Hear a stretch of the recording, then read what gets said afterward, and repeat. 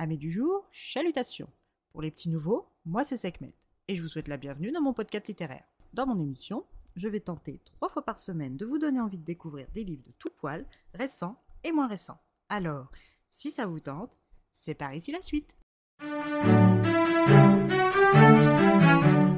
Aujourd'hui, je vais vous présenter Les Femmes d'Hérésirange de Melissa Lennart, publié aux éditions Pocket. Dans ce roman, nous suivons les aventures hors du commun de Margaret Parker dit Garrett, veuve de Thomas Parker, de Henrietta Lee dit Hattie, de Jehu Lee, de Joanne, de Stella, de Grace Trumbull, de Louis Connolly et de Jet Spooner. Au travers des carnets de bord de Margaret, de ceux de Grace Trumbull et des interviews de Henrietta menées par Grace Williams, nous découvrons l'histoire de ce gang de braqueuses ingénieuses et téméraires pour la première fois sans tabou. L'histoire commence par la volonté de Grace Williams de réaliser une interview de la dernière survivante du gang Parker, Henrietta Lee, qui est alors âgée de 92 ans, et pour rappel, nous sommes en 1936. Après quelques hésitations, Hattie décide de transmettre son histoire et celle de ses compagnes de route. Leur aventure n'aura duré que quelques années, mais aura été riche de plusieurs vies. Hattie est née esclave en 1844 dans l'état de Louisiane, avant d'être affranchie l'année de ses 21 ans.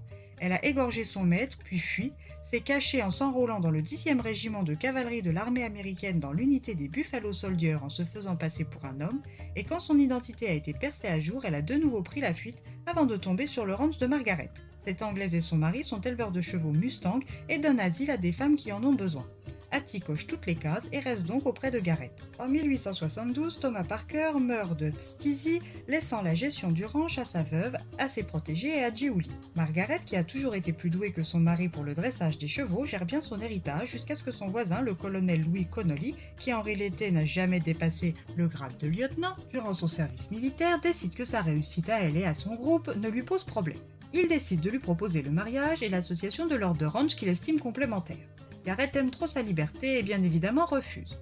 En propriétaire terrien et financier masculin, le colonel est blessé dans son ego et décide de le lui faire payer.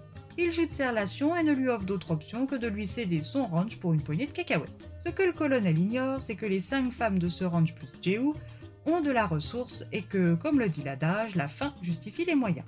C'est donc dans le but de se nourrir que Margaret Parker planifie son premier braquage. Elle attaquera 2 jours sans violence inutile et dans la banque de Denver, car cette dernière appartient, je vous le donne en mille, au colonel Connolly, bien sûr. Premier braquage, premier succès d'une longue série. Tout se passe bien dans le groupe jusqu'à ce que Garrett, sur un coup de tête, décide d'emmener avec elle Grace Trumbull après le braquage de sa diligence. Pour quelle raison Margaret serait-elle prête à tout risquer avec une supposée écrivaine? La gloire, la postérité ou tout simplement le goût du risque? Hattie, qui en tant que femme noire hors la loi risque encore plus gros qu'elle si elles sont prises, va devoir rester vigilante, surveiller de près cette inconnue qu'elle soupçonne d'être une agente Pinkerton et comprendre les raisons de son amie avant qu'il ne soit trop tard pour elles toutes. Alors, scellez votre cheval et préparez-vous à rencontrer le premier gang de femmes de l'Ouest américain sauvage. Un roman dans l'Ouest américain sauvage comme on les aime. Un western au féminin avec tout ce qu'il faut de suspense et d'action. 600 pages qu'on ne voit absolument pas passer. Alors, que diriez-vous d'un petit passage à Hérésirange vous aussi? Et bien voilà, j'en ai fini pour aujourd'hui. J'espère que cet épisode vous aura plu et vous aura donné des nouvelles idées de lecture. Si vous souhaitez découvrir d'autres petits bonbons littéraires tout droit sortis de ma bibliothèque, je vous retrouve le samedi 8 avril prochain pour un nouvel épisode. Et si d'ici là je vous manque de trop, vous connaissez la suite. Hâte les lectures de Sekhmet sur Instagram. Sur ce, chalut les amis et à la prochaine!